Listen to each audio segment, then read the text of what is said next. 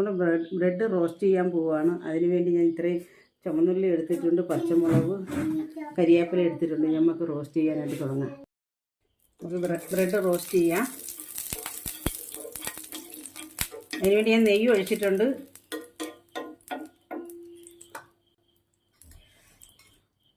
മുട്ടയും ഇതെല്ലാം കൂടെ ഉള്ളത് ഒഴിക്കുവാണ്. മുട്ടയും പിന്നെ കരിവേപ്പിലയും പച്ചമുളകും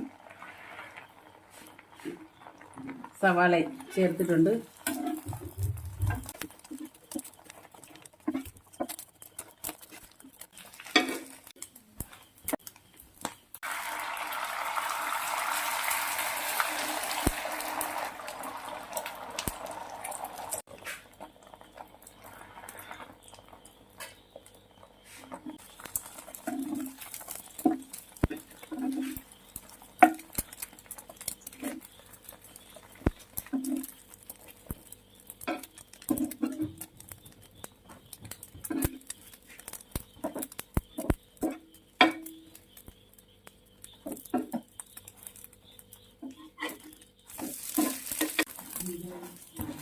ബ്രെഡ് റോസ്റ്റ് റെഡി ആയിട്ടുണ്ട്.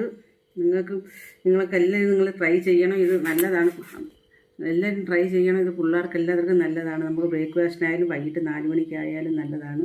പെട്ടെന്ന് ഉണ്ടാക്കാം. 10 മിനിറ്റ് കൊണ്ട് നമുക്ക് ഉണ്ടാക്കുന്ന കാര്യമാണ്. നിങ്ങളെല്ലാം ട്രൈ ചെയ്യണം.